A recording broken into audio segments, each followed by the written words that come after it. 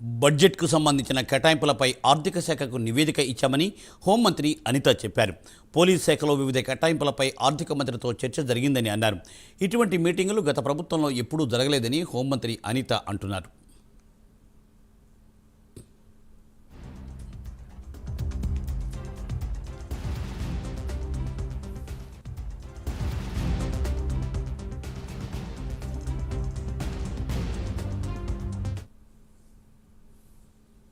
Last 5 ఇయర్స్లో కూడా police department అన్ని రకాలుగాను కూడా నష్టపోయింది.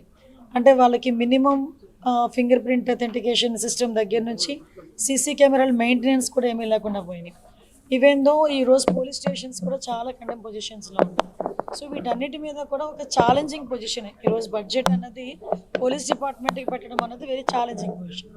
అయినప్పటికీ కూడా గౌరవ సీఎం గారు ప్రత్యేకంగా పోలీస్ డిపార్ట్మెంట్ మీద దృష్టి పెట్టడమే కాదు, లా అండ్ ఆర్డర్ని కూడా స్టిమ్యులేట్ చేయాలంటే వాళ్ళకి ఇవ్వాల్సిన ఎక్విప్మెంట్ కానీ వాళ్ళకి ప్రొవైడ్ చేయాల్సిన అన్ని ఫెసిలిటీస్ ఇవ్వాలి. కాబట్టి ప్రత్యేకంగా సీసీటీవీస్ కెమెరాస్ గురించి కానీ, డ్రోన్స్ గురించి కానీ, అదేవిధంగా ఇప్పుడు మనకి ఈగల్కి సపరేట్గా ఫండ్ అలొకేట్ చేయడం కానీ, సైబర్ క్రైమ్ పోలీస్ స్టేషన్స్ ఏర్పాటు చేయడానికి కానీ, వీటన్నిటికీ కూడా బడ్జెట్లోని సానుకూలంగా స్పందించాల్సిందిగా మేము కోరుకున్నాం.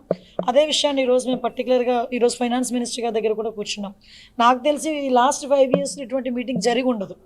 ఎందుకంటే డిపార్ట్మెంట్కి ఎలాగేషన్కి ఒక 5% పంపించేసే పరిస్థితులు తప్పించి ఏ రోజు కూడా డిపార్ట్మెంట్స్ దగ్గర నుంచి ముందుగా ప్రపోజల్స్ తెప్పించుకొని అది ఎంతవరకు ఇంప్లిమెంట్ అవుతుంది, ఎంతవరకు మనం చేయగలం అనే ఒక ముందే అవగాహన తెచ్చుకొని ఈరోజు బడ్జెట్ ప్రవేశపెట్టడం అన్నది ఎన్డీఏ గవర్నమెంట్కే చెల్లింది.